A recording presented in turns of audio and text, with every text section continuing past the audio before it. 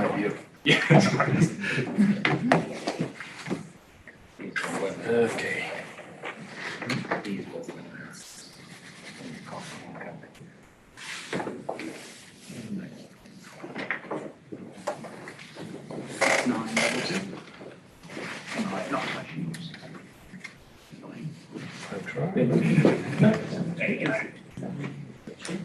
Amazing. Okay.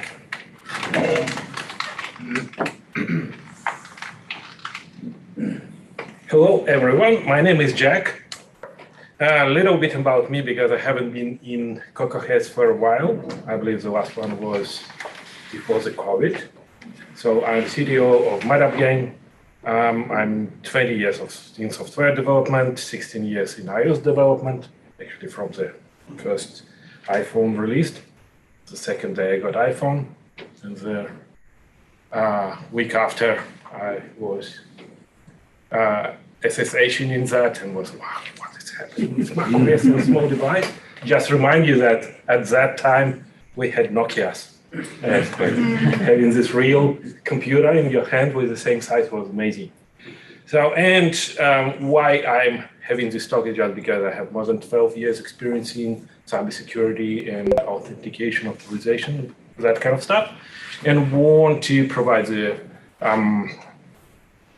opportunity for you to ask a question about this specific area, because now we have a pretty amazing stuff happening. Before going to that conversation, I want to talk about a little confusion with happening in this area.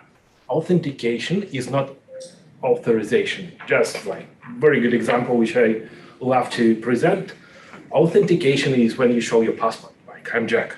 So you have some kind of valid, trusted way to prove your identity.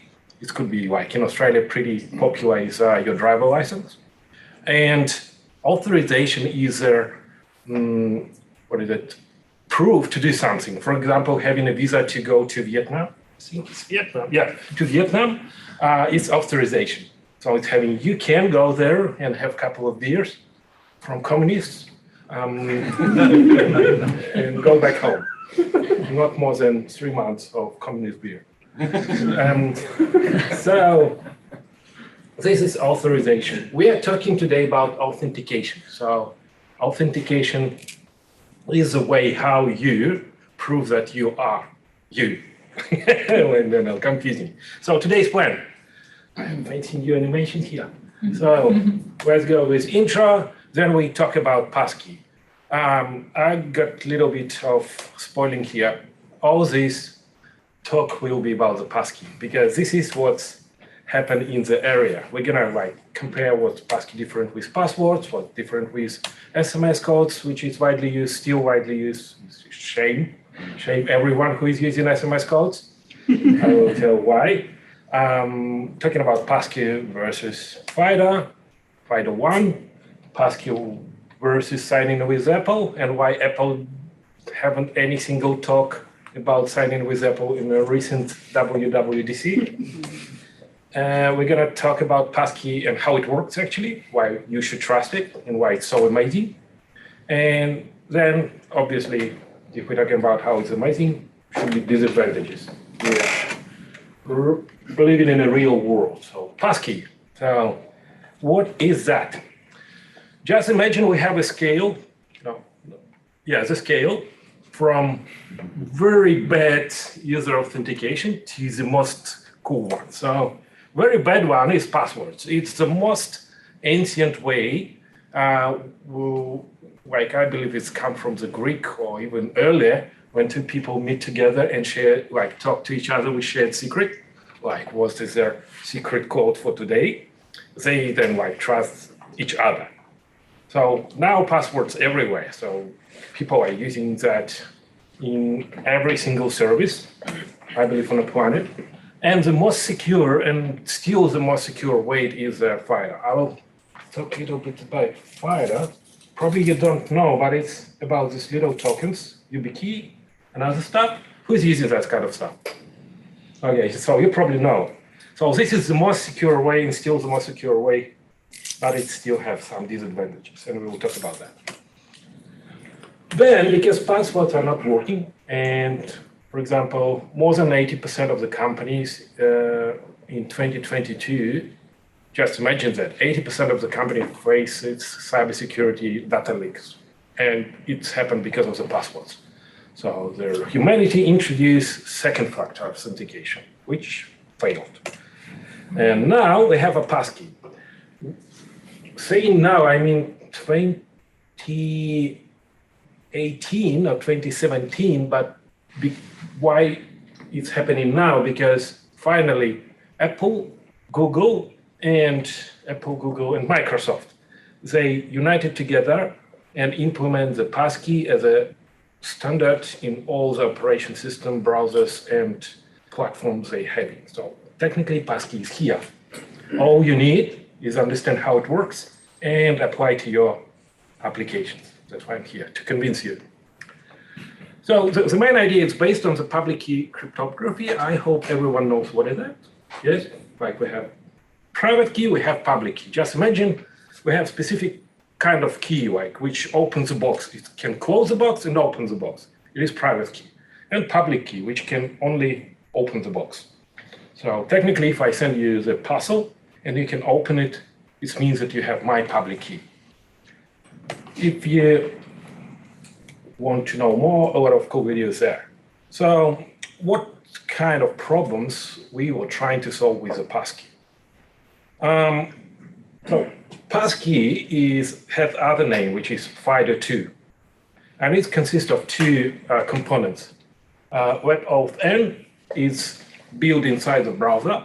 So it's allow you to access this kind of level of API through JavaScript. And CTAP2, which introduced by the FIDO Alliance, I believe. Yeah, so two organizations connect two different standards together to make it work. I will talk about details about CTAP and why it's so amazing, and how these two things working together. So what kind of problems we are trying to solve? Why do we need passkey? So we don't need to have password security, like this annoying, like you have to enter a letter, you don't have to use your previous password. We don't need to share password across accounts. Like our password shouldn't transfer through the internet. I know everyone trusts HTTPS, but it's not secure. Like Slack saying, hey, you're protected. No. As soon as you're using public network, I need just 1 minute to hack in your Slack. Even if you are using HTTP, use VPN in a public network, please. But this is other problem, which VPN provider can hack your network. So you should trust your VPN provider.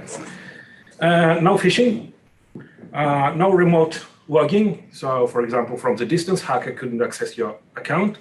No 2FA fatigue, which I will talk a little bit later. And it allows you to use multi-device and multi-platform with the same identity. That I will talk a little bit later as well.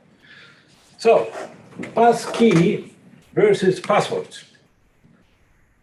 As you can see, this AWS Innovate, it's just happening now. It's not something like from 10 years ago. It's just, I have received this invitation yesterday. And as you can see, they prompt me to create a password with all this list of disgusting requirements. At least 12 or 236 letters, 1 digit, blah, blah, blah, all that kind of stuff. Everyone hates that. So, and AWS called it Innovate. Now, even now, the most innovative company in the most innovative conference use the worst possible way to secure the most innovative attendance. In a top notch of their, you can imagine, on some kind of fat loss conference, people fed by fast food. So this is the same thing. So passwords are weak because people have to remember them. It means they should be have some kind of sense in your head. It means that you should use some kind of common words phrases or numbers, which is like date of birthday, names, place of whatever. Phishing. So if I show you the login page, which looks almost the same, and you enter the password, you're hacked. And phishing happening because we're people, we have typos. So we're using passwords. So it means every single person in this room, I believe, have hundreds of accounts. And I don't think everyone create a separate password for each account in there. So it's usually 3 to 4 passwords for like cybersecurity guys who are aware about that, and 1 to 2 passwords for everyone else. Too many to remember, especially if we go into password rotation, when you have to change your password every month and that kind of stuff. Yeah, this is just annoying. It's like password are just awful. And the most, I believe, the weakest part of the password, you have to transfer it through the internet. When you register your account, you have to send your password. And when you reset password or set the new password during password rotation, you have to send it through the internet as well, which is not a trusted environment.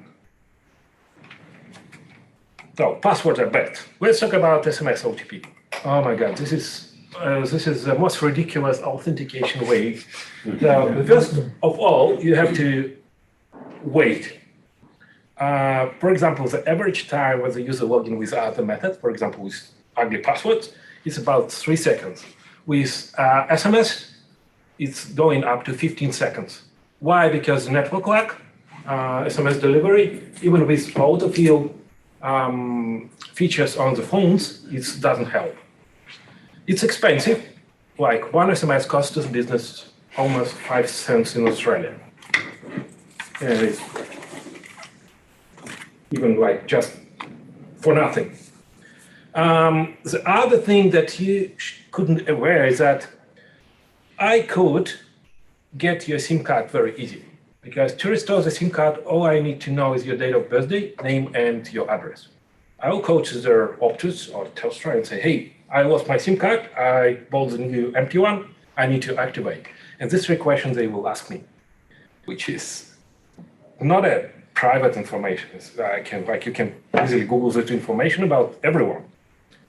And phishing, like still, if you show the Windows and enter this code, which redirects it to the hacker, that will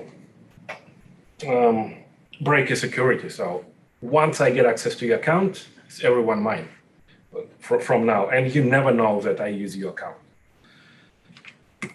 So 2FA. 2FA is kind of patch. It's not a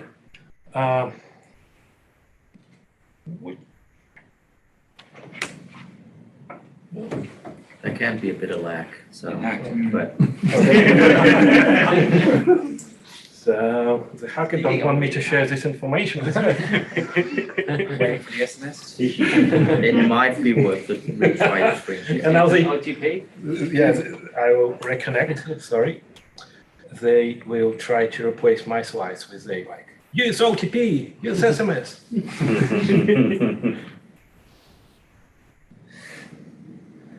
Sure. Yeah. Okay.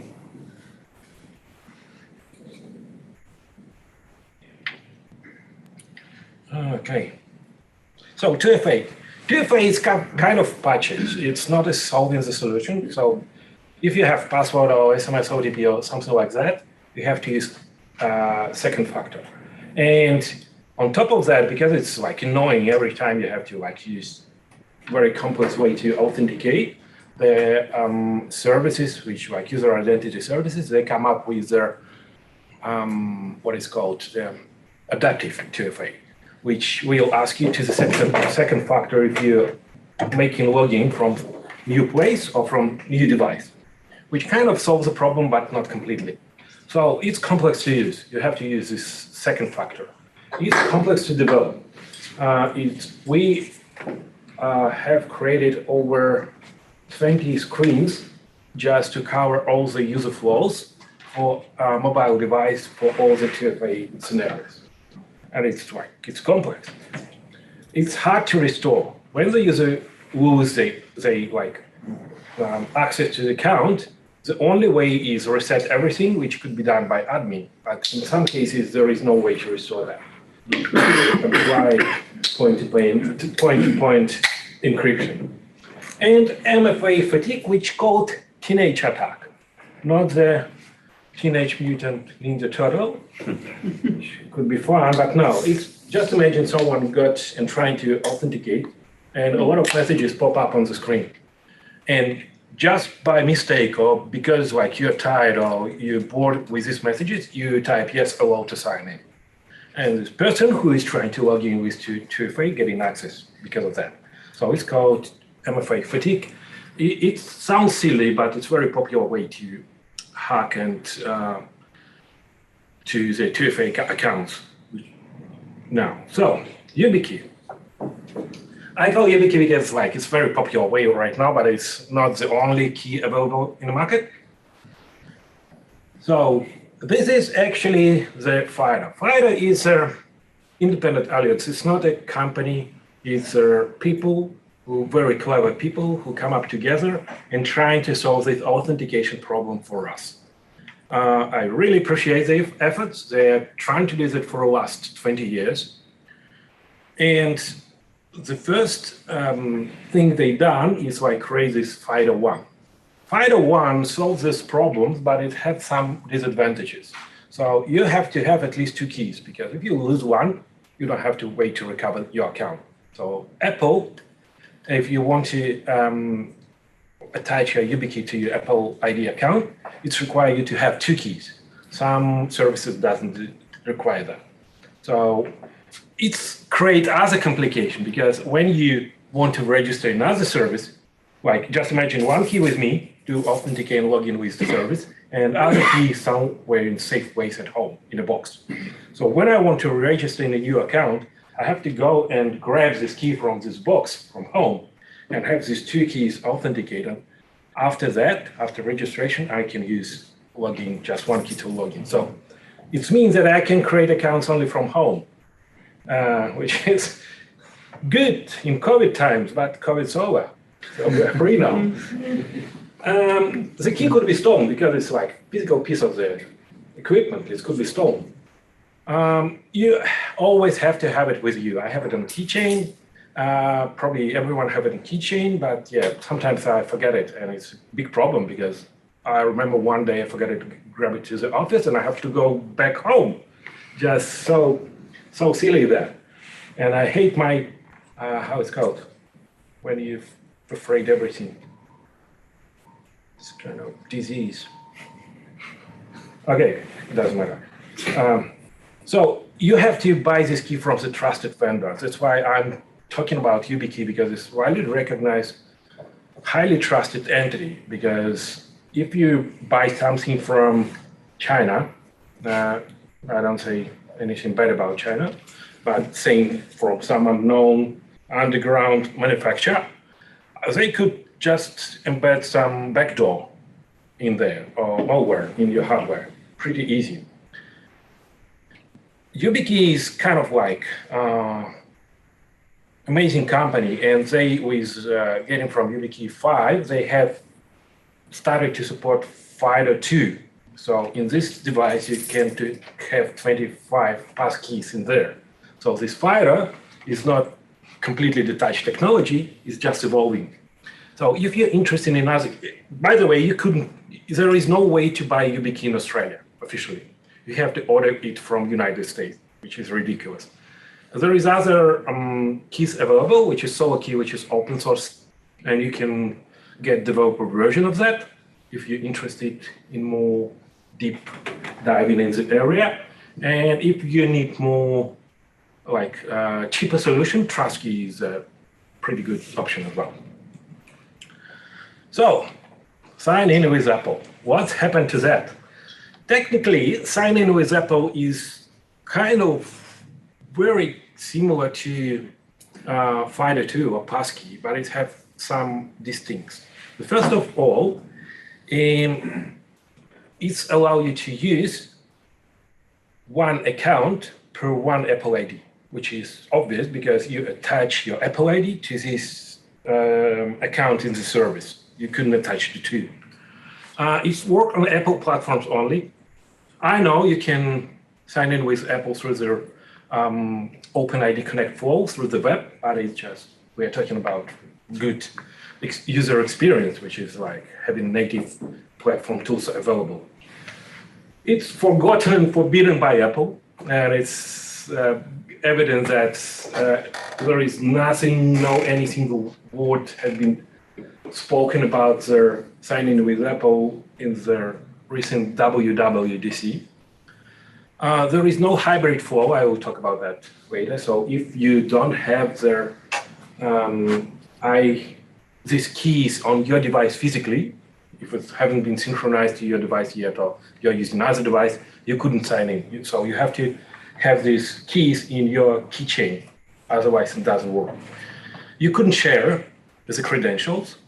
There is no integration with the password manager. So if you're using one password or other stuff, you couldn't use it with sign in with Apple directly, only through the OpenID Connect flow.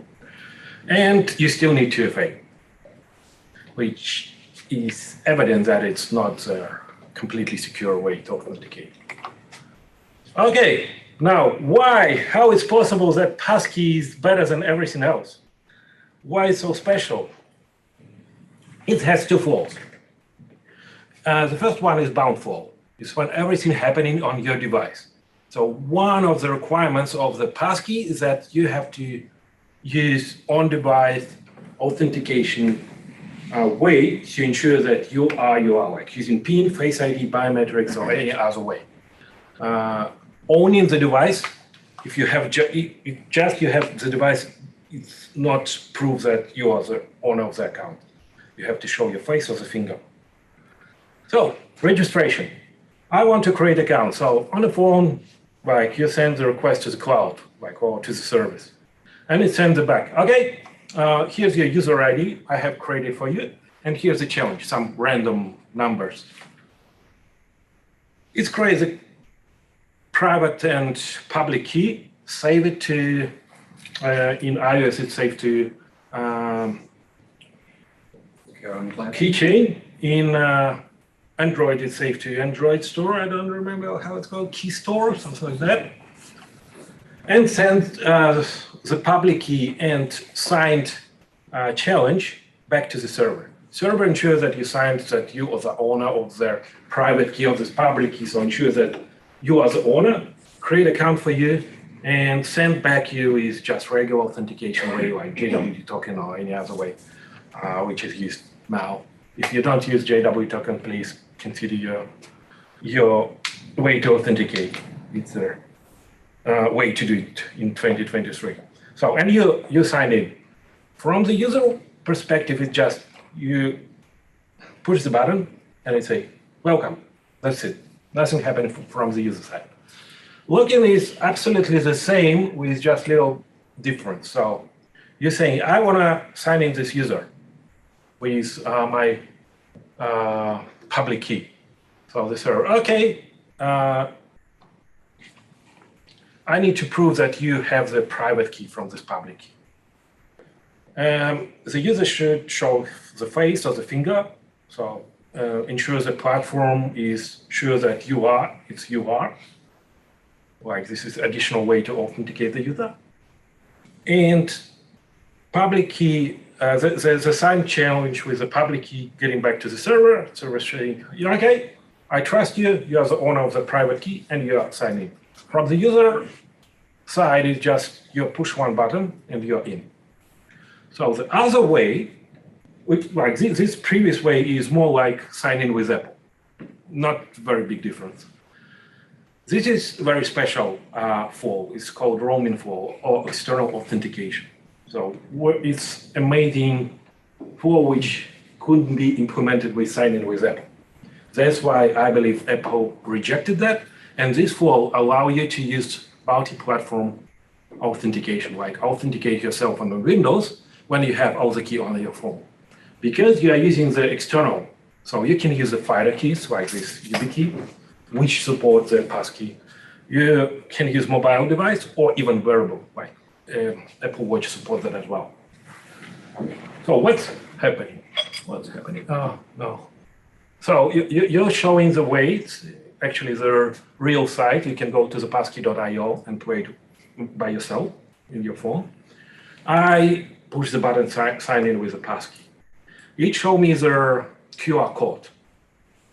And the thing that it's showing that it's happening on phone, but it could happen on desktop or any other device, on iPad, and even on, what is it? How it's called, the Chrome OS tablet or this device which have no sense in this world. Chromebook. Yeah, Chromebooks, yes. Silly thing, which I have no idea why it exists.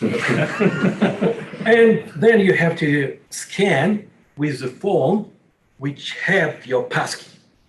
So technically, you can come to me and say, hey, sign in me with your account to Netflix. Oh, no worries. I scan the QR code and you have access to my account. But the idea, it is not just QR code.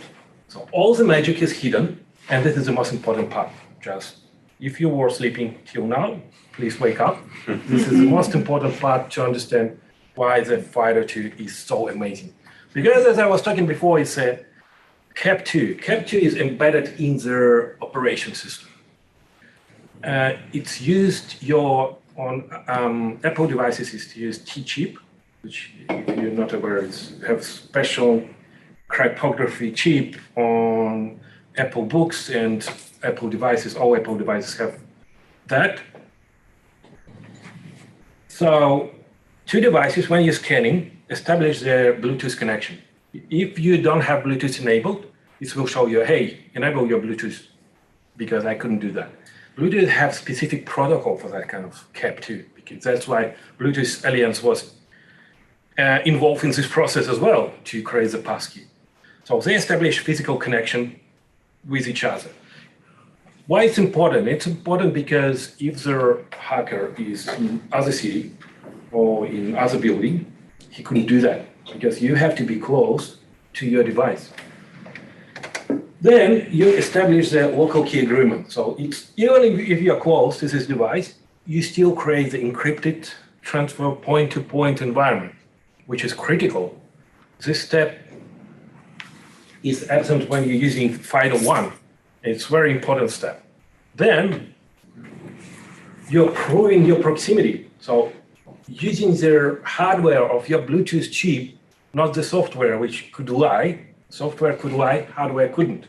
So the hardware should have the provider ID, which, like, if you create your own Bluetooth chip, the MacBook will not trust it. So it trusts just specific manufacturer to this proximity. So I was getting the proximity from the provider and said, hey, you're like 2 meters from me. Fantastic, I trust you. And then the regular sign-in flow happens. So this QR code transfer the data, I sign in you, so oh, you get the data. I go through the sign-in process from my phone and transfer use the JWT keys. So this is the main difference between FIDO 2 and sign-in with Apple, because it's using this flow to let you in. And I know it's now could sound confusing. I will help you with that a little bit later. So this kind of marketing tag could sound like multi-platform, multi-device authentication, which, like, okay, what doesn't matter?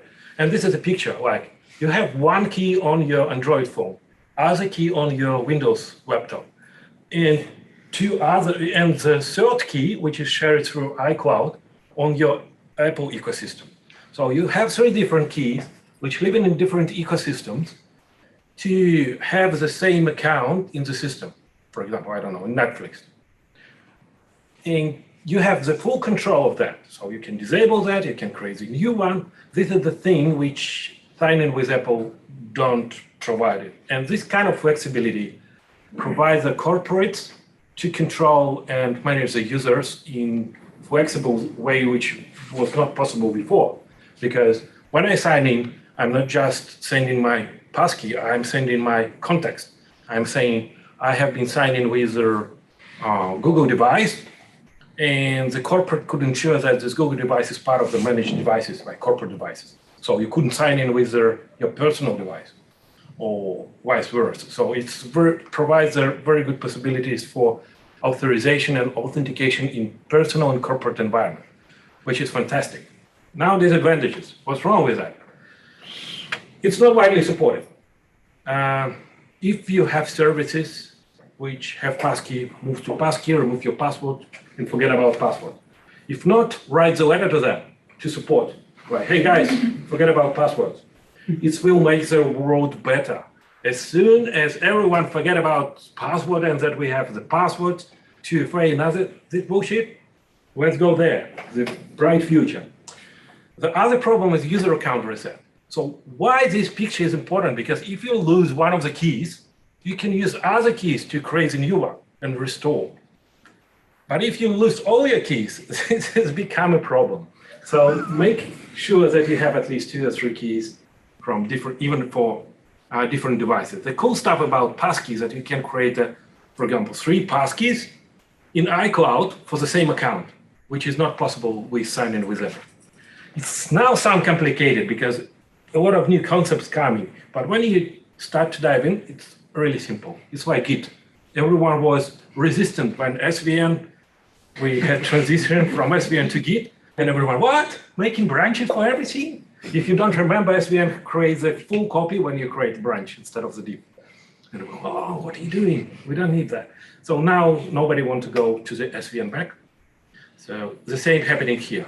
So you're relying on a phone security. It doesn't really touch us because Apple is awesome with that, but user with Androids, especially which was produced in India and China, and have compromised what Google put in the platform. It's not about bad about China or India, but the manufacturers there, they provide with a custom software on the platform without Google services and without certifying that. It means that the security could be compromised on platform level. So some banks even don't allow you to use the banking app if you don't have their Google Play services on Google. It doesn't touch us. I don't think we have jailbreaks recently for the recent platform, so we are safe with that.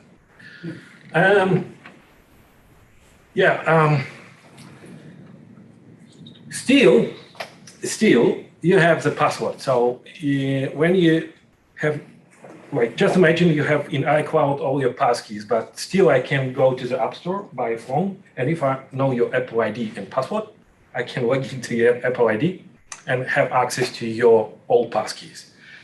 So you have to protect your Apple ID like never before. And I highly recommend to buy this YubiKey or other keys and protect your Apple ID. It's just protecting one account with hardware key to ensure all your passkeys are safe. Passkey is supported on the new devices only, which is like Venture and iOS 16. And it does have a lot of advantages with some fancy password managers, but it's still possible to share your passkey. It's still possible to manage your passkeys for corporate. So it's have pretty good capabilities, but not as cool as some features on this. Yeah, if you need to implement your custom solution, we have at MedUp Gang, we have the solution which is in early beta now. It doesn't have public access, but auth.com is a service which has a native SDK for iOS and have the native, native flow, not web flow, to integrate with the passkey. Demo. I don't think we need a demo, but what I will suggest is to go, maybe you can go to any of the sites and click the button login with passkey.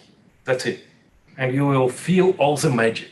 And the first link is a passkey dictionary. It contains all the services which already have the passkey in them. And the list of the services which you can vote, so they will implement. So I believe on the top they have their team for gamers. So these services have their like passkey or passkey guru, passkey IO. They have their just web page, so you can play with passkey on your own devices. Extremely easy, super cool. There is only 2 sessions actually only one session about passkey, how to implement in your application, and it's extremely easy. So you need just watch one 30 minutes video to understand how it works and how to implement an iOS app. And it's saying a lot about this technology, how easy is that. And the second talk is just about how to implement in corporate, so how to deploy more about business processes. Here. So go to Meta again, we have tutorials, guys, about that as well. And OS.com, it's www temporary, should be in front because we have some DNS issue. It's not being propagated yet. So in the future, just use outcome. Now you have to use C. And one thing that I want to talk, this is one screenshot. If you look close to the screenshot, you can see that on iOS, you can use all the possible ways to get that because SDK, iOS SDK, allow you to combine all the authentication services. So on this screen, you can see that you can sign in with their passkey, with sign in with Apple, and sign in with passport. So you don't have to reject the current authentication method. You need just to add a couple of lines of the code in your iOS application and convince your backend developers, I know this is the most complicated part, and your business, to implement it on backend, which is not as hard as well. But the good thing is that to convince the business, it's very easy because it's already have a very good metrics that bouncing rate is lower. It means that people sign into your service easily. That means less people just drop it in the midway, like saying, oh, I don't want to enter this 11. Do you remember this one? Okay. No.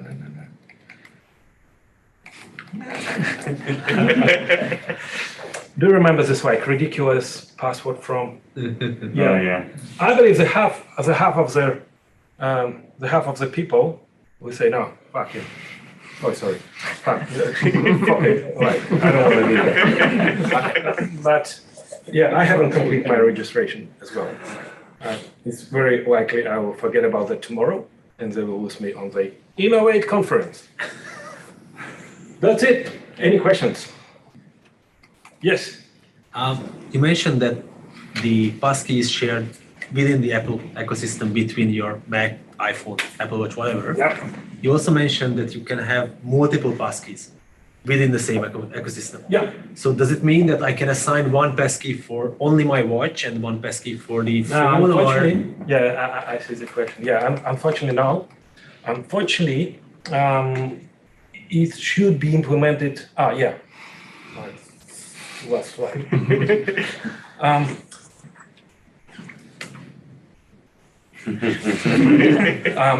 Yeah, unfortunately, it should be implemented by Apple, and probably they can do it in the future. But now they just show you the list of their options, and you can choose manually. So technically. Wait, so that means that if I lose my phone or my phone gets in someone else's hand, he has access to all my passkeys? Yes. As soon as he have access to your iCloud keychain, you are compromised everywhere. So this is your weakest point, or like, alias, blah, blah, blah, something like that. So the weakest was a bottleneck. That's why I highly recommend to protect your Apple ID with a hardware key. Because if you remember this kind of scale, FIDO 1, the hardware key, is still the most secure way. It's just not very comfortable to use. So you need to protect only your Apple ID, and you're going to be good. Nobody could access to your iCloud. Thanks to Apple. iCloud protection is one of the most coolest and secure protections on the planet. So trust Apple. They haven't paid me for that. Yeah, and all my talk is, let's kill the password, guys. Like, it's our responsibility as a developers to convince the business, to implement it, to talk to backend developers, which I know painful, but let's kill the passwords, like the revolution in our head. And just imagine that when we grow up and become old and start to forget about everything, we don't need to create the stickers with the password everywhere, like old people doing. So, passwords, yes. So when you actually delete your Apple ID, does it release the key, or can you actually can you reuse that YubiKey again on another Apple ID? Could you explain a little bit why could I attach this, or could I attach the same YubiKey to the different Apple ID? No, I think you said you couldn't, but what I'm saying is if I've attached my YubiKey to an Apple ID, Yes. can I delete that Apple ID and it releases that key to be able to be used again on another Apple ID? That's what a good question. And if that's not the case, that was actually a leader question. The next question is if a company expects me to create an Apple ID and I lock it with my YubiKey, can they actually then use that Apple ID or actually access that Apple ID again for release? YubiKey is just a 2FA. It's just a 2FA, but it's local, it's hardware. No, I understand that, but what I'm saying is if a developer actually has an Apple ID associated with the company's use, and you lock it to your to the YubiKey, and it can't be deleted, which was my first question. You could actually lock that account. I believe if you have like admin That's the account. potential. I guess that's what my I believe if you have admin account as a company, you can like manage like delete and reset. Correct, but I was wondering if the YubiKey changed that if it was linked to I it. don't have this answer for you, Yeah. but it's very Yeah. good questions. Yeah, to Yeah. consider. Yeah, I believe like it's. I'm sure you should be able to delete the account Yeah. until the YubiKey is disassociated and is now free for reuse, I would have thought. Yeah, but if you lose their physical, like, or it's broken, it means you couldn't lose the account. Never. Yeah, so this is the conundrum. This is on. Yeah, a very good question. I believe. Fine, okay. Yeah, we need to ask Apple about that because it's like deeply depends how Apple implemented that. Yeah, in the Apple ID ecosystem. I believe it should be the way for corporate to manage that. Forced to delete the account. Yeah. Or transfer it to some other new account. Any other questions? Yeah. As I know, the passkey is based on the binary data comparing with the password that are text-based. Yeah. So when I was trying to restore or recover the passkey, it seems like a bit difficult as comparing with the text-based password. So is there any ways to maybe, for example, to store the passkey into the password manager like that? Or transfer or restore? Yeah, good question. Yeah, passkey, the majority of their password managers, they now support passkey. Oh. So you could save it to your password manager and share it to other person because compared to sign in with Apple, it's not attached to your Apple ID account. It's just public and private key, or just private key because you can derive public key from the private key. So just a private key, which you can transfer to anyone, like saying I transfer it. And that's why it's very flexible. On the one side, and on the other side, it's provide a lot of headache for people who design the systems. Like we say, this couple of scenarios, how to manage this, like key attachment, disattachment, account deletion, like a lot of other scenarios you have to consider. Other question? Yeah, it's probably more theoretical, but we come from a place where passwords are easily guessed and like individual accounts can be broken into. And then we end up with like, I have everything over here in my phone. And like, if with more and more, I guess, targeted social engineering, the risk is that if I get targeted, like they get everything from me and not just my Facebook or just some bank or. Yeah, that is kind of trade-off you always have to think when you thinking about cybersecurity. Yeah, like for example, the one more cool thing about passkey is that you can, like for example, I'm bank, and I could unlock my phone with their with their passcode.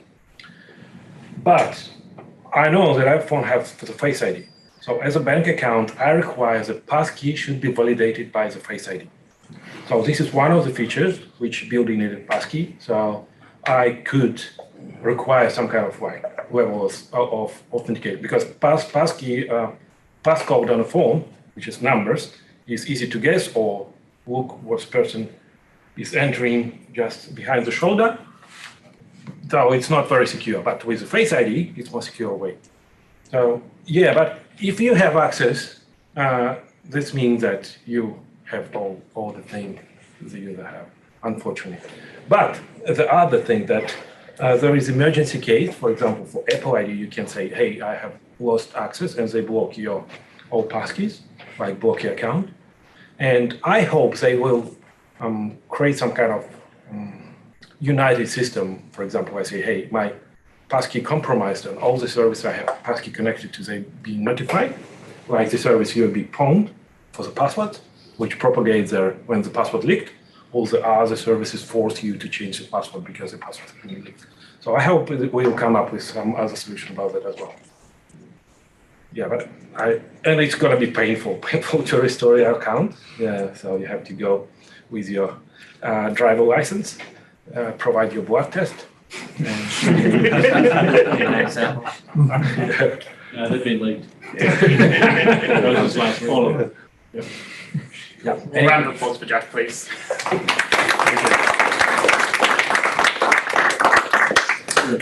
Cool. We're going to take a 5-minute break. I also think I put up the wrong QR code for joining Slack before, so I'll put up the proper one during the break, and you can scan that again if you missed it. So sorry about that. Yeah, it would not happen with a pass.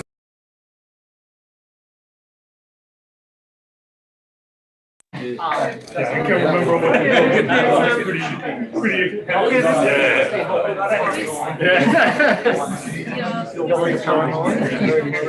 Paranoid. This is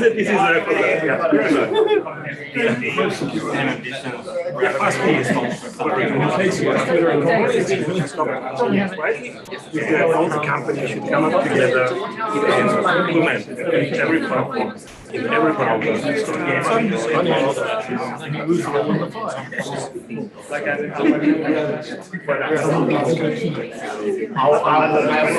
Did you?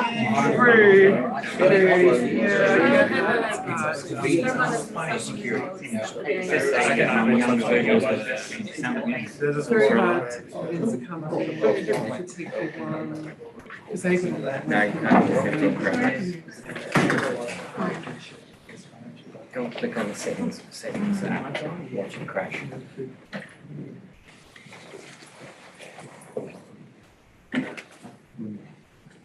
Okay, I'll introduce myself, that's fine. Nah, all good. Christian. Who are you, Chris? Hi, I'm Christian. Okay, well, I've been here before, that's all right. Oh, no, my logo. It's under Zach. It's B. Come on, Zach.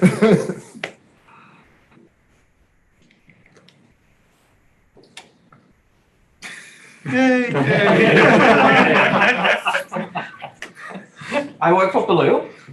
Nah, kidding aside. I'm Christian. I'm going to talk a bit about how to use specifically Fastlane to localize screenshots. I've got normally I work for Baloo, but I've got did I mention that? Yeah. So now I've got a few side projects as well, projects, and one of them is a sort of stock portfolio app. I think I've mentioned that before as well. And it's a pretty basic app. You can add your portfolio to transactions, have a watch list, etc. And yeah, it's available in just 2 languages for now, English and Danish, where I'm from. That's why you can read that. And yeah, it's pretty interesting because when you build an app, both yourself and with your company, I think I've seen most companies here start with English because that's sort of the native language in Australia or US or wherever, or that's what most people can. Well, apart from China and maybe India, but English is very sort of universal in a lot of the world. So naturally, that's what a lot of people will start with, and sadly, that's where a lot of people end, or companies rather. And that's not really fair. So I think, did I mention? No, I didn't, maybe. But anyway, on the App Store, or I guess sort of that reflects what we see in the world. So in terms of languages and localization and sort of adapting to your users. Just translating your app is one thing. It's a whole other thing to sort of localize it based on language. And for example, in some languages, you've got left to right text instead of right to left text, and vice versa. Some languages do lots of symbols instead of the sort of alphabet that we're used to. So words might be very short or very long or look very, very different. So your app needs to adapt to all that. I know in one particular European language, which is common for testing, German, they have massive words. And that's a really good language if you want to test your sort of truncation or very large text sizes and things, even to a point where you might need to basically change your text because it just doesn't fit if you would normally put it that way. So that's a bit of a sidetrack anyway. So basically when you make an app, we want to make it available to as many people as possible. And one of those is to be able to translate it to maybe not every single language in the whole world, but to a point where you reach the most of your users or most potential users as well. Because when they open the App Store and they see, oh, it's just in English, maybe they won't even download it. Maybe they don't understand English. Maybe they don't want to support apps that don't come in their own language. Like there's a whole heaps of reasons. And you might lose business because of that. But I've also seen that apps that does that effort to translate and even localize specifically for even specific regions of their countries or specific traditions, sort of customize their maybe like wording or internal content based on where you are or what kind of time of year it is. Like holiday traditions are very different in different countries and all that. It really brings a lot of user loyalty, and it makes your users really get something they don't really expect, even though they should expect it, but it's so rare really to see it that apps do a lot of effort to, I suppose, companies and people to do a lot of effort to really personalize their app. But today we're just going to talk about one specific part of your sort of overall sales or marketing package, and that is the screenshots that you'll see on the App Store. And then, I mean, naturally as well, also the app as well, because if you've got screenshots on the App Store and you want to support multiple languages, well, guess what? So should your screenshots be. And this is obviously from the Apple website. I wanted to highlight just the thing, not that thing. So Apple supports 40 languages and 175 regions. And when we're talking about screenshots and supporting languages, normally that's a very manual procedure where you go in and you start your app, and let's say you just support 3 languages. If you want to take some screenshots, normally an app may have like 3, 4, 5 screenshots available in the App Store, so you can sort of see what this app is about and basically decide if you want to get it or not. Well, if you've got 5 screenshots, even supporting 5 languages, that's already 25 screenshots you've got to take. And you might have an app that's supported on many devices, and we've actually got one more now, the Vision Pro, to add to this list, as opposed to Apple TV as well, really. I'm not sure how screenshots work in Vision Pro, but that's a different thing. So you might have, supporting 5 languages, you might end up having to take like 150 screenshots just to provide that sort of basic marketing material that you really should do. And it's a massive effort if you want to do that manually. So given that we're developers, of course, there's a tool for it. And there's many tools for it, but one of them is called Fastlane, and that's been around for a long, long time. So Fastlane in itself is, I want to ask, how many have used Fastlane before? Pretty much everyone. How many have tried the snapshots feature? Okay, good, 10 people or so. So you know what I'm talking about. So basically Fastlane's, purpose is to, they say it, the easiest way to build and release mobile apps. So Fastlane handles tedious tasks you don't have to. Basically, they try to automate everything, including code signing, building your app, testing your app, uploading to App Store, and also taking screenshots with one of the steps there that's called snapshot. We'll come back to that shortly. So, and Fastlane is really, I mean, you all know it. So it's basically built in Ruby. You can also write it in Swift now. It's a bit slower, but you can actually do it if you find that more convenient. And it's essentially, I struggle really to describe what Fastlane, like it's not a thing in itself, but it's just a way to describe steps you want to run. Like I sort of call it an executor. So it basically comes with a bunch of actions, which is like predefined little, you can call them programs. And then Fastlane itself is more like an orchestrator. Like you put certain actions into what they call lanes, and then you can run one or many things at once and sort of combine and build them. Like little Lego pieces, you build some workflows that work for specific cases, and along the way, you can run them, even run them on your CI to make it all automatic. And as I mentioned, one of those tasks or actions is called snapshot. So this one has the purpose of automating taking localized screenshots of your iOS, et cetera, apps on every device, which sounds awesome. That's exactly what we want. And I mean, again, as I mentioned, if you manually have to create for 20 languages on 6 devices, on 6 or 5 screenshots, 600 screenshots, I promise you, I've done this manually. It'll take you a week. And basically how it works is, you guessed it, if you're lucky enough to have a device, you sit with it, you build your app and put it on your device. And then you have to not just take the screenshot, but you have to navigate all the way through to the different screens. You have to sort of preload it with some test data maybe, because obviously it would be great if all of the screenshots are identical. Even something as simple as the status bar, if you start, the first screenshot says, oh, it's 9:41, the last one is 11:58. Well, what happened? How did that take me 2 hours? And I've seen that, and I mean, it's fine, but it just looks, that's not the way Josh would do it, as if he would use Fastlane. So there's an easier way. That's obviously people that created these tools to make it easier for you. And Snapshot specifically will do exactly that. It will basically, it's not gonna, well, obviously gonna be faster, but it's gonna do everything that you would manually have to do, but a little bit more. So for example, it will boot up your app and build it and take screenshots along the way. It will also make sure to wait if there's any network stuff in progress, so it doesn't take a screenshot in the middle of a loading screen. It will help you at least make sure that you've got the same content on every screen, and no matter when you run it, it will be set up in the same way.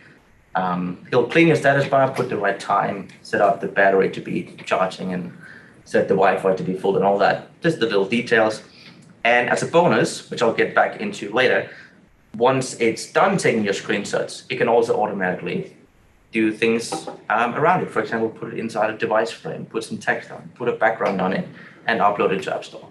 And actually, if you do it as part of your general sort of release procedure, it can also submit it for review and release it when it's ready. Like you can literally press a button and go on holiday, and you'll probably get some bug reports and things, but that's So just to summarize again, I mean, it's a tedious process. One of the advantages when you do use the Fastlane tool is that not only does it generate all the screenshots in separate images and things, but it also creates this little sort of HTML page with a whole, not an array, table of all of them at once. So it's super easy to see if it looks right, but also if you've got translators, you can easily send that to them, and they will include in the images, and they can easily see, is it translated correctly? Does it look right? Does it truncate? And if it does that make sense in this place? And also, put into labels. Yeah, I mean, tests, truncation, and large text sizes and all that. So the way it runs is you basically build a UI test that's sort of the job of navigating through your app. And then you tell Snapshot to take a screenshot. It's really, really simple behind the scenes, but it's automated, so it's great. And one of the last point is on this one that it also makes it super easy to spot something simple, for example, a spelling mistake, because when you've manually spent a week taking screenshots and there was a spelling mistake, and guess what you have to do? Yeah. You don't want to do that. So, and I think the second to last point is actually really important. So I think we also owe it, I've seen that a lot as well, that you've got a sort of App Store marketing page and you look at the screenshots and say, hey, that looks nice. Then you download the app and it looks totally different. Like it looks maybe better, but often, worse, or just so different that you have no idea. It might not even do what you want it to anymore, or what the customer expected it to do, and they might not like it and want to use it. So I think given that we can automate it, you can put it as part of your normal release procedure. And because you don't have to do anything, it will automatically go through and take up-to-date screenshots of whatever your app looks like. Like you don't even need to think about, well, what changes have we done? What do we want to show? Right? You just do the same one and it will automatically catch all of your latest UI changes. So I think that is enough justification to look into it. So we'll get into a little bit of how it works. So you've all used Fastlane. I don't have to explain that too much, but we've got a live stream as well, so I'll do it quickly. Basically, Fastlane works on the command line, but it does like to present things in a nice way. So the whole thing, you set up Fastlane and then you run the Fastlane command, and we'll sort of look in your directory and figure out, okay, what of the lanes have you set up? And lanes, again, is that sort of an array of actions that you can run and sort of logically organize. So you can have one that's called, get your signing certificates, run your app, unit test, UI test, etc., upload to App Store. But I've got one that's called upload screenshots, which, as the description says, generates and uploads localized screenshots. Cool, because maybe I didn't emphasize that the point of this talk isn't just to take screenshots, but also to do them localized. So if you do support those many languages, not only should your screenshot should also be in the right language for that given App Store page. And the way Fastlane works, again, is you've got this sort of fast file that basically, we'll call it a sort of script for convenience sake, but it basically is just a long script of all of the different lanes you've got, and inside each lane you put a number of actions. So in this case, I've got the one that's called upload screenshots, and in there I call that snapshot action that I've talked about, and then I call it twice. I'll get back to that. And then I call frame it, which is the action that actually takes a raw image and puts a nice device frame around it, and puts a background around it and some text, and localizes all that. And that's then my sort of final screenshot. Because I'm sure you've seen App Store screenshots are not just screenshots. They're like this whole design thing where market, and it looks great, but it's just putting screenshots there. I'll be honest, a little bit boring to look at. So I think Albert could do a lot more in this area, but here we are. You get the typo for free, by the way. Why has one got a double E? As I just said, you get the typo for free. They should be the same. And I've actually changed this lately to be much more optimized, but either way, it serves the purpose. So, and you'll see there's also this deliver one that I commented out for testing, as you see the demo. So that's the one that will actually take all of those screenshots, upload them to App Store, and automatically place them in the right sort of, for the right device at the right, based on the image size and all that. So it's just super simple when it works. And I'm not gonna lie, it was a lot of effort to set this up. Less than a week. Too soon? And I did the initial work on this, I think a year, maybe even, or let's say a year ago. I'm in trusted since. So when I had to prepare the demo, This is the third time I do this talk. This is the first time I have a working demo. So there we go. And it's not even working, so I had to fake it a little bit, but at least it's green. So anyhow, the way I do it here is I call snapshot, and you'll see I've got this dark mode parameter because I did want to have all of my screenshots in live mode, but I also wanted to show that my app does dark mode. So, and I don't think there's a way to, maybe there is now, for App Store to automatically, like if you take all your screenshots in both colors, that the App Store can automatically show the right ones based on what your current color scheme is. That would be pretty nice, but I'm not sure if... A/B tested, I found light mode screenshots perform better. So, Yeah. I don't know. So never mind about that. That's interesting. Yeah, well, it was like statistically significant. It was a very clear winner. That's nice. Well, I only have one dark mode, so that's and it's the last one. So that's good. You're doing well. That's fine. That's fine. No one downloads my app anyway, so it's fine.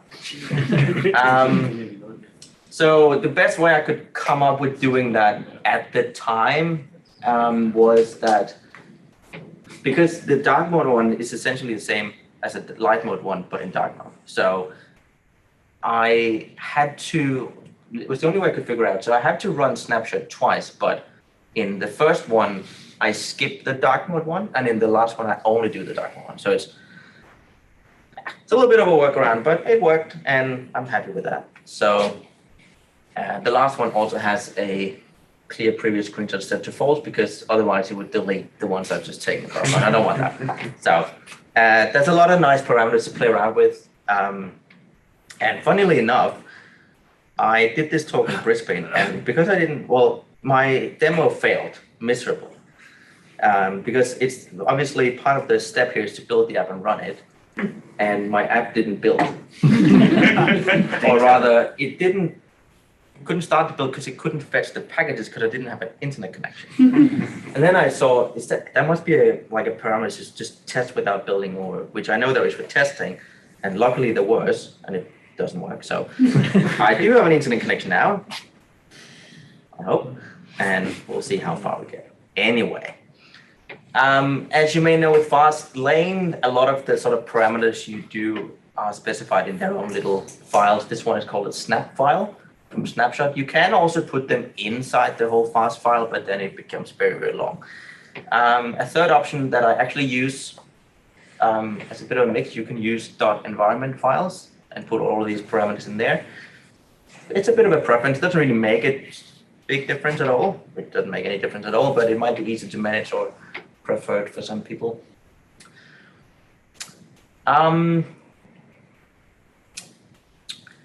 Actually, the big difference is that with the environment files, you can have different environments. You can just put anyway. So the snap file works like this. So in the top, for my own convenience, I wanted to take 6 screenshots, and I've just sort of described what screen do I want to be on for my own sanity, so I can remember what do I want on it, how do I want it to look, what toggles needs to be on and off, what data should be there. So that's just really only for my own convenience. I see that the 5th and 6th is swapped, but that's fine. And then you basically provide an array of devices. So in this case, I say I want to take snapshots on iPhone 8 and 8 Plus and 13 Pro Max, because those are the required device sizes. Actually iPad too, but this is old anyway, so it's changed since then. But you basically give it a list of what devices you want it to run on, and it will do the same thing in the simulator for all 4, or how many devices you choose. And then coming back to localization, the same works for that. So you provide a list of languages, in my case, Denmark or Danish and English US, which again will do the same. So 4 different simulators times 2 languages times 6 screenshots. You can see how this really accumulates quickly. And really cool about the languages, so you can also customize it down to region. So for example, this example has Portuguese, but also Portuguese with a Brazilian local, which changes, I don't know, maybe you know, but yeah, so you really can customize it quite a bit.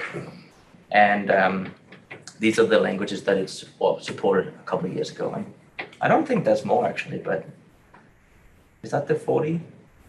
Maybe, close to.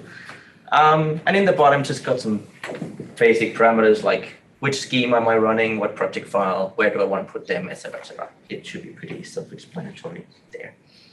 And then the way it works internally is Snapshot gives you this sort of snapshot helper file that you import into your project or your test target, which basically does all of the magic.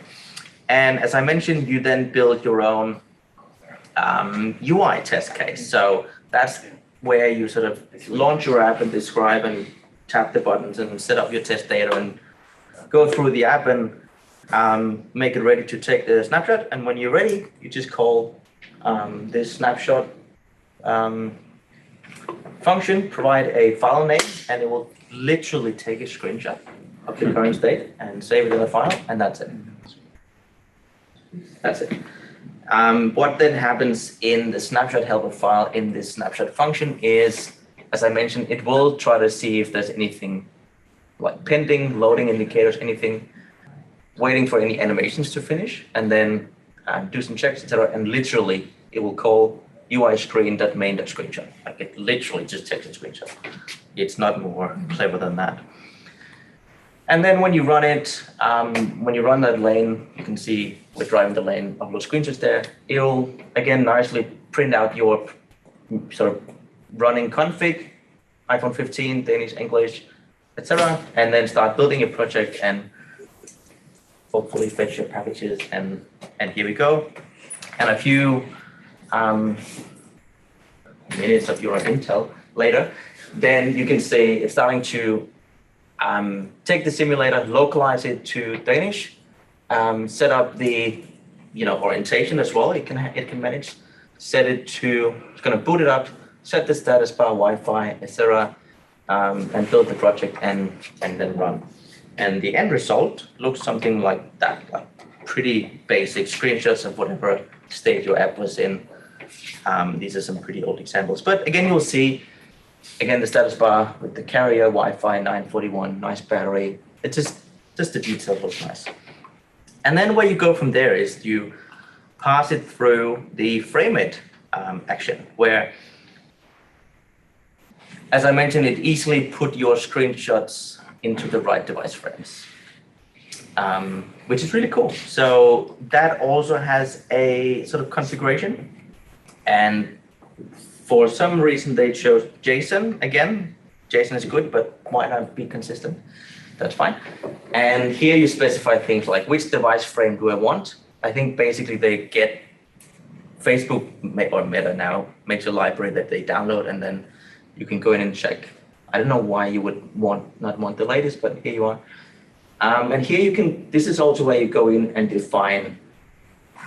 So frame it will basically put it in a device frame, but that's also the one that handles like putting on a background image or color or putting on text, dealing with different font sizes and colors and things. And this is where you specify all that. So you can go in using a custom is Apple's font, but a special font, setting a font size, text color, a background image, background color, etc. Some parameters, padding, choosing which color frame you use as standard as well. And yeah, just different things. And then we come back to the localization part. So as I mentioned, these screenshots, when it localizes the simulator, they'll be in the language that is running, which is pretty cool. But we also put that in the frame and then on a background some text. And we also want that to be localized. And the way we do that is we define these sort of I never understood why this was filter and then keyword, but never mind. So consider these portfolio, watch list, etc. a keyword, or rather, I think it's meant to be the file name to be exact, but basically this is how you sort of say this screenshot gets, this is how they correlate. So those keywords from before, filters matches these, the keyword.strings file that we've got in each of the localized folders here. And then we've got a title.strings that has the actual text we want to put in. And you can see we matched up that keyword with the actual text we want to show. So top one is English, the bottom one is Danish. And that's sort of how it figures out what screen or what image matches which text, etc. And as I mentioned, you can also then at the end of all that, use the deliver action to just upload all of that. It will automatically figure out which ones are framed, which ones, where they fit, etc. And the end result should look something like that. I'll pop that up a bit bigger. So it's actually really cool. Now, I would say frame it is a little bit limited in terms of what you can do, but it's good for putting on images and colors and a bit of text. It's a little bit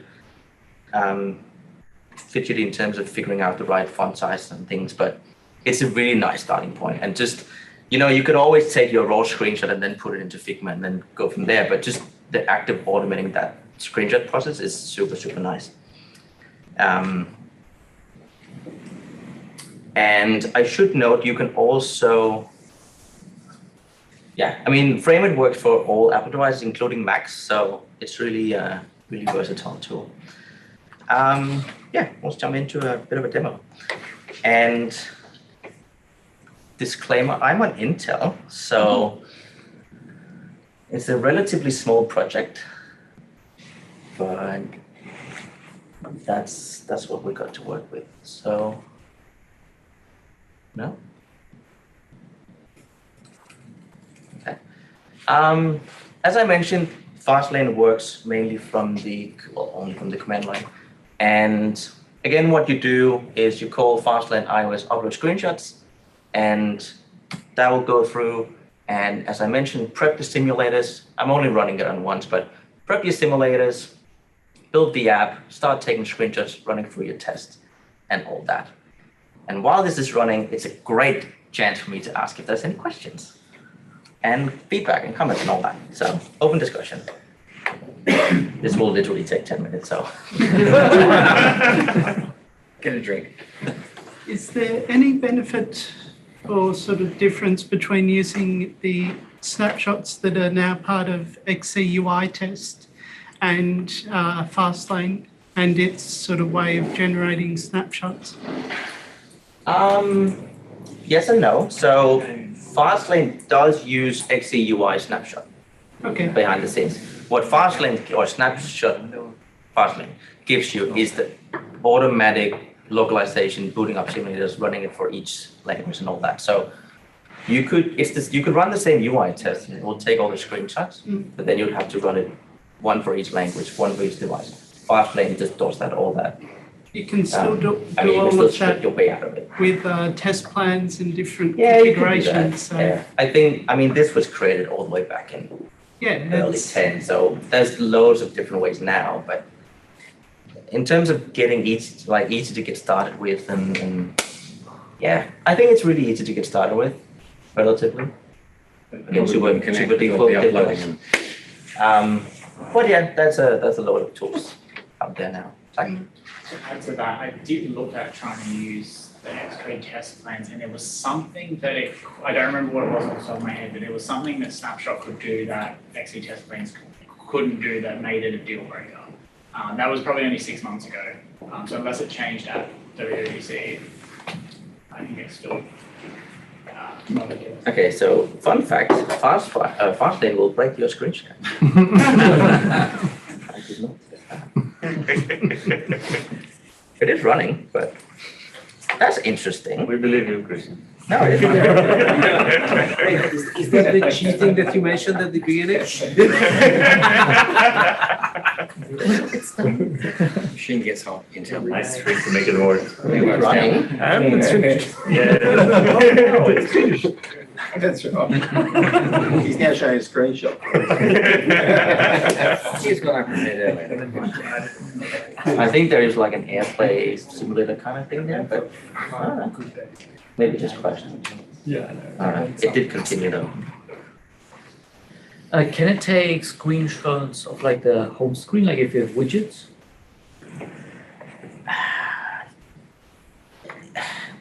Well, it can do anything you can do with a UI test. I'll answer it like that. So the long answer is yes, there are a few dodgy ways of doing that. Probably even some non-dodgy ways of doing that at this point. Okay, something is good. So yes, somehow you can. But then again, that might be a corner case, so you'll have to take those manually, but then that might just be 1 or 2 screenshots, unless you're Widget Smith and that's what you do. And, yeah.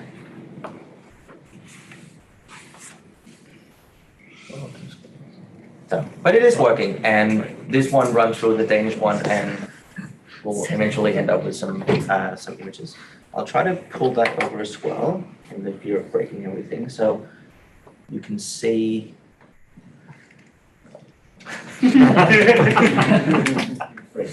That's fine, and I expected to fail the first time, and then we'll retry. There was just to illustrate that if something happens, goes wrong, it will automatically retry. Nice save. Yeah, it does take a while, but anyway, questions? Anyone?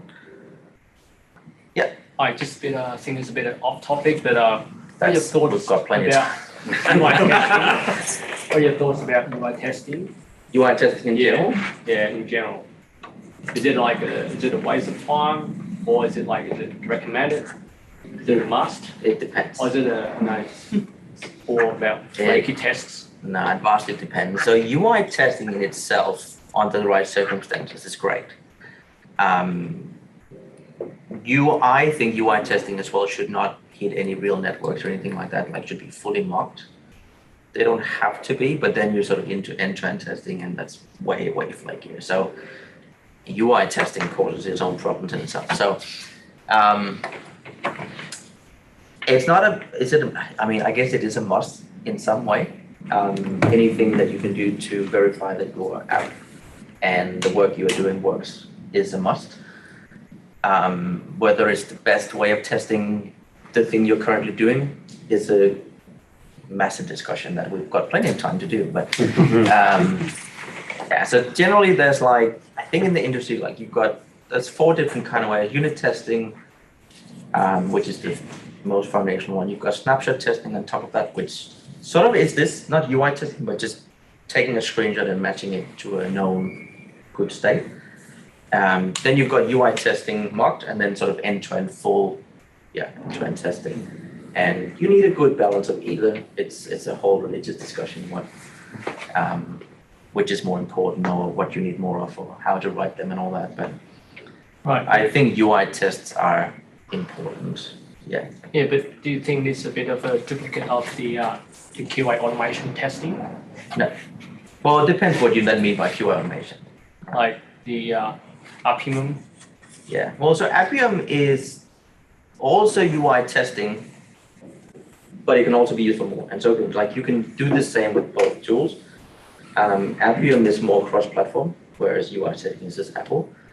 I don't know. I want to ask the room, because I'm sure I know Neil had a few comments. And what's the general stance these days and all that?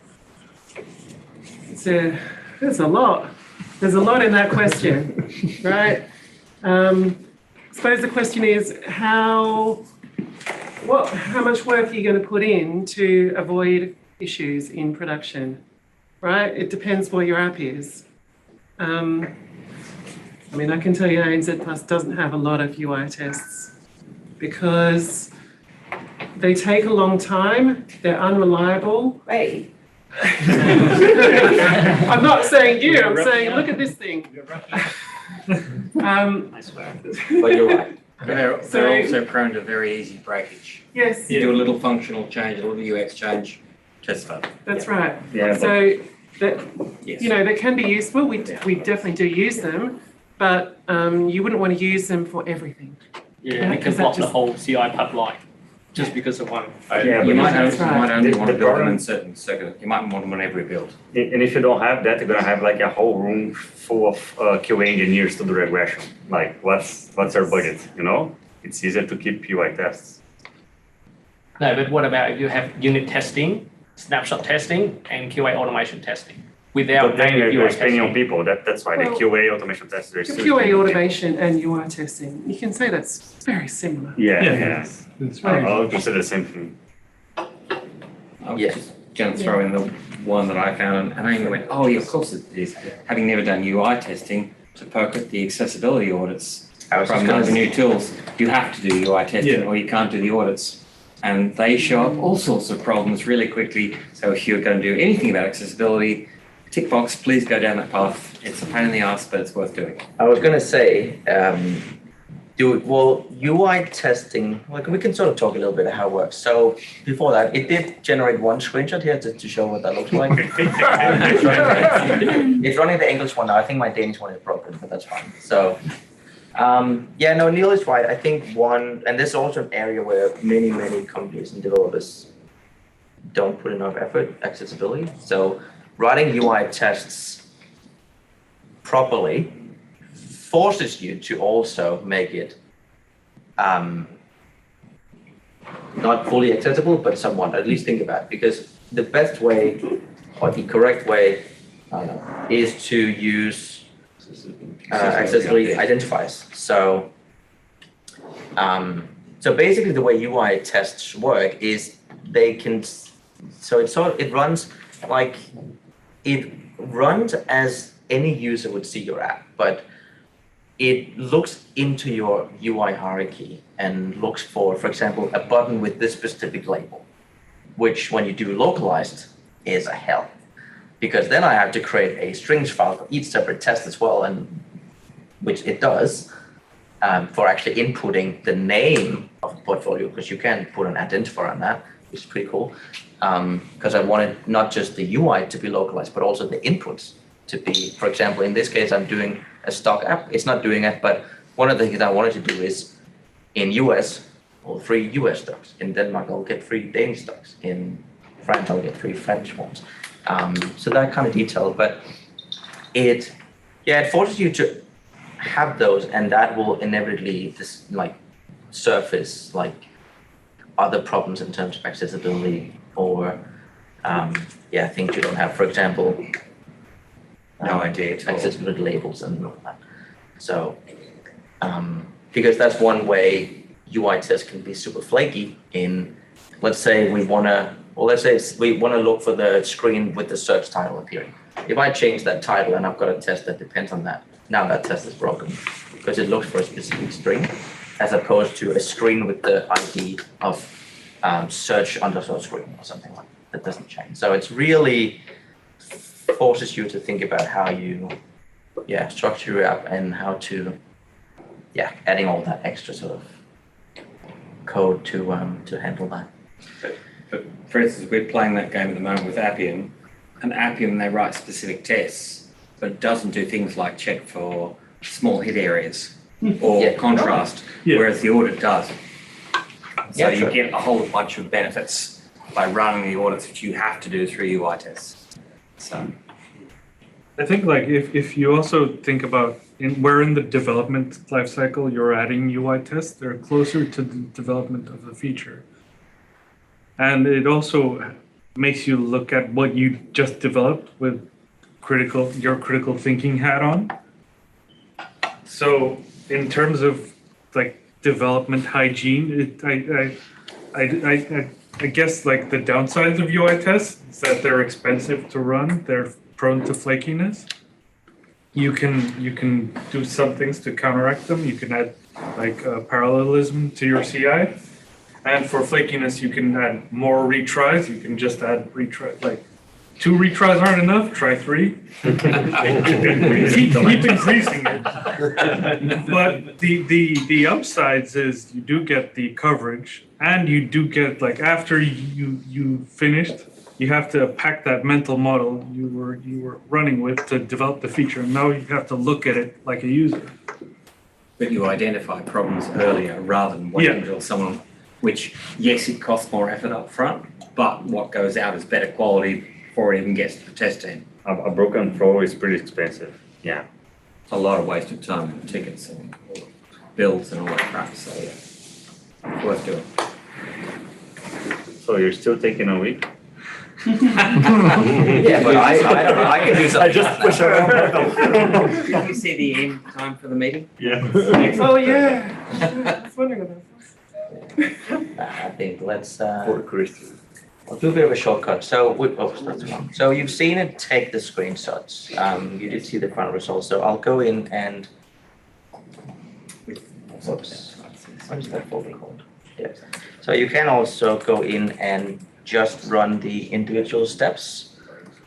So for example, if we just want to run the framing, it will automatically go in. Fastlane. Jesus.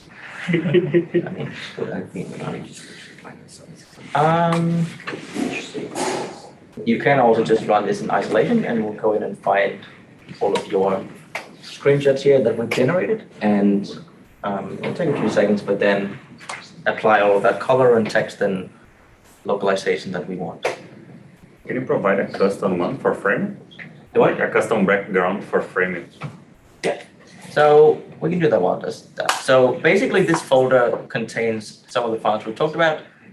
You just provide an image. Mine is just a raw color for now. Okay, yeah. Or actually a gradient, I think, but yeah. So, and then we've got these strings file that I mentioned, and you'll see now they start to pop out. So what was this turns into that. And we've got the same in Danish, and you'll see the text is different, and okay. So it's a really, really nice tool. So in the interest of time, I won't let it play out, but thanks for your questions, and I'll pass it on to Zach for the third talk of the evening.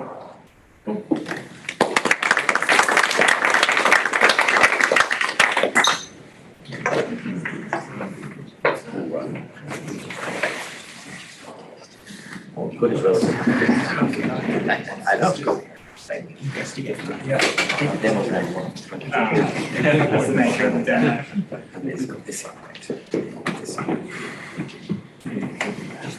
Two or three brains, isn't it? Just kind of generates.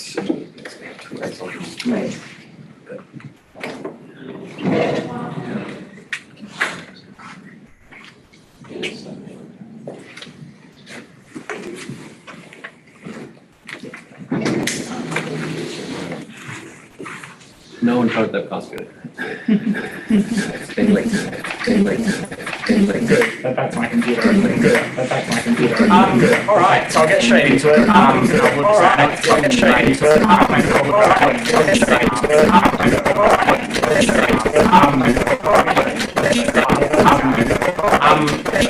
apps. And the apps are my apps. And the apps are going to be about them today. And neither of them are going to be about them today. Oh, what are we all like? Sorry, oh, what are we all like? They do what I spend a lot of time. It wouldn't be worth it if I didn't use it. It wouldn't be worth it if I just used it. It wouldn't be worth it. But we're talking about so we're talking about a little bit of context. A little bit of context internally for a client, and so it was internally for them. Eventually, the first couple of ways internally for them. Eventually, the first couple of ways built for them. Eventually, the first couple of ways built for them. But the second part of the second part of the second part of that's the first part, and that doesn't get the first part, and that doesn't get the first part. But it's only kind of about what it's really about is domains. What it's really about is DSLs. What it's really about is DSLs. And what it is, it's a programming language. What it is, it's a programming language. A DSL uses functions. A DSL uses so DSL are cool. Hopefully you relate that. So DSL are cool. And they're really good for solving a specific problem. And they're really good for solving and emphasis on the specific. And so what are some DSLs that you might be familiar with? What are some DSLs that you're familiar with? What are some DSLs that you're familiar with? Some DSL expressions, some advantage expressions, so they're built specifically for a problem space. They're really focused for a problem space. They're trying to solve it and you can generally use more. They're trying to solve it and you can generally use more. They increase readability of your code generally. So they make it easier for you to read or make it easier to write code. It might not be read or make it easier to write code. Programming might be read or make it easier to and they sort of abstracting away specific problems, and so abstracting away specific libraries, and so your main interface through hybrid DSL, but we may be create less generally readable, taking away the more complex one, take away else. It is still there, it's getting it's still there, it's getting test better, it's getting test chances of messing it up in your test chances of messing it up in your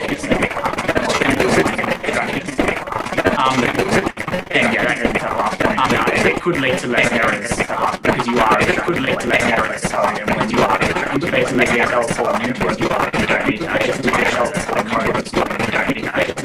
But of course, like anything there. But of course, the big one is a high emission. Of course, the big one is a high emission. Building a DSL, you're building a language, and so building a DSL, you're building a language. Building a DSL, it can be difficult to reuse it yourself. It can be difficult to reuse it yourself. The problem space, so with the problem space, another DSL can be a learning curve. It can be a learning curve. You're already quite technical. It can be a learning curve. You're already language.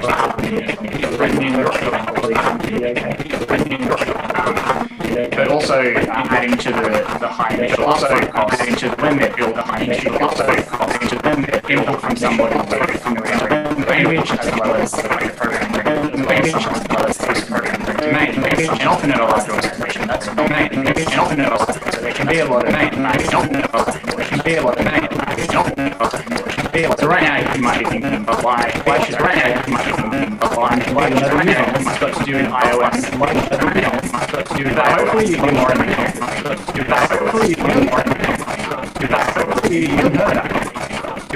We're going to go on a short history lesson. We're going to go on a short history lesson. We're going to go on a short history lesson. So in the lead up to WWDC,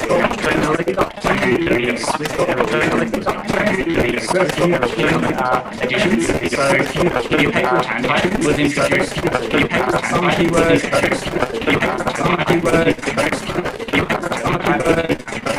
Also support for the emission of also support for the emission of with it, many contexts.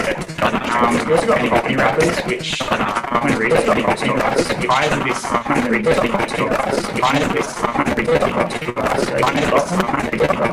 but then of course function builders, and function builders was at the end in that they stick with the evolution,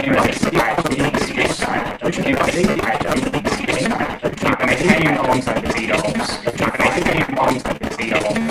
What's function builders? So when the function builder so already in the beta, and this already in the beta, and this already in the beta, again, let's take what it was. In 1.1 it was in beta, and what it was in 1.1 it was in beta,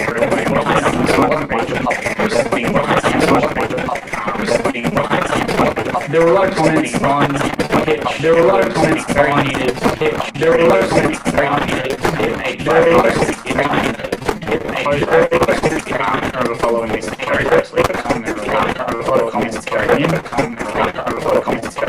I'm not going to go into details, but if you are, I'm not going to go into details, but if you are, more of what's going on. Let's go back to that. So towards the end, towards the evolution, which there were lots of ideas, and I think it's a good sign for a feature where what you're talking about, it's a sign for a feature where so a lot of ideas were floated, some people paid, but eventually, result eventually, and so now you know, result builder, now you know, essentially the same builder, not that much change between, not that much change to function builder, not that much change to result builder, I'll try to refer to it as result builder,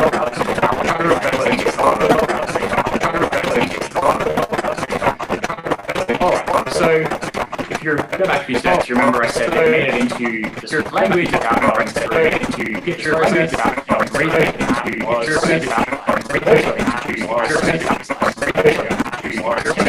I'm not sure too many of us saw it coming. I'm not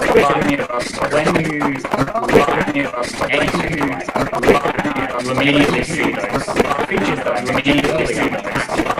So just in this like super simple Swift UI view, like basic super simple Swift UI view, like you've got no basically some view, simple Swift UI, you've got no implicit return, only having applied, and the whole thing, the whole body of the enterprise is result. It's a beautiful language. It's a beautiful result.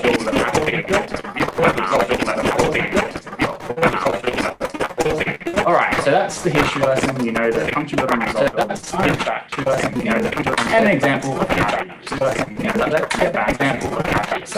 Let's get back. So in its state evolution, I have to describe the ASL function. Better describes the describing ASL function. Better problem and Apple wanted to have a seed. And Apple wanted to have a seed. And Apple wanted to have a seed. Sort of leans into a core, sort of leans into a allows it to provide linked libraries, allows it to provide linked and sometimes not uncommon,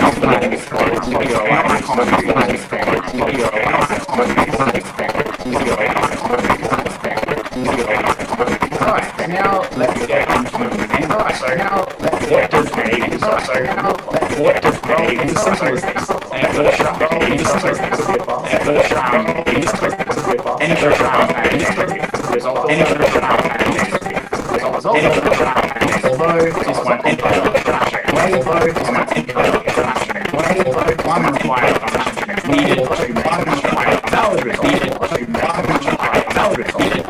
So what are we doing?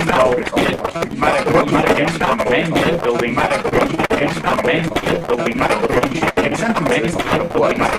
all we want to do is central instruction, that's all we want to do is central instruction, we have their and we want to get concentrated, and we want to get concentrated. Now, of course, if you're writing regular code, now, of course, if you're writing regular and you want to create something in this, so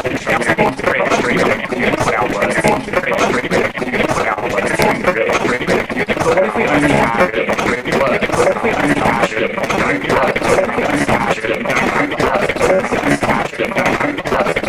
we can do something like this.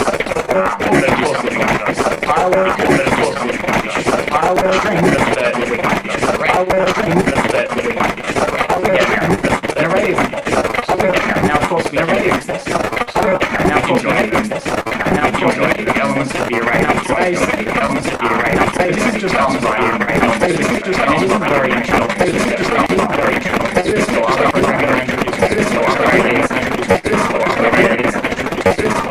it does work. The result works.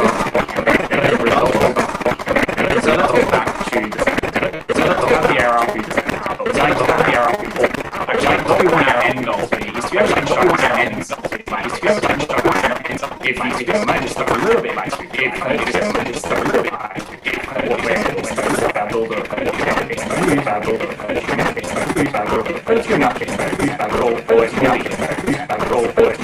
now of course just out of the box. Now of course just out of the box. Now of course just what's now strings is what's many strings is what's many strings is possible. Yes, we just doesn't support possible.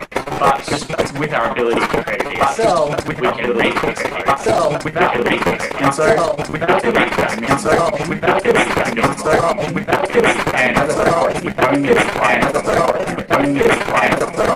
so what we're doing here, so in what we're doing here, so in what we're doing from it, so in what we're doing from it, so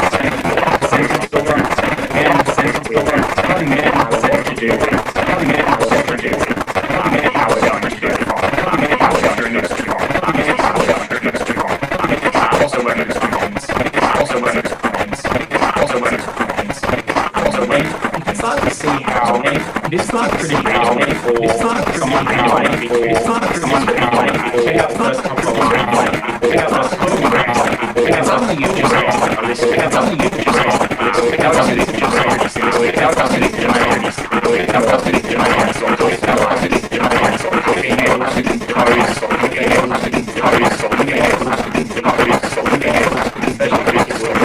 might want to just glance at it, might want to just glance at it, might want to just glance at it. But we're developers, so what is developers? So what is developers?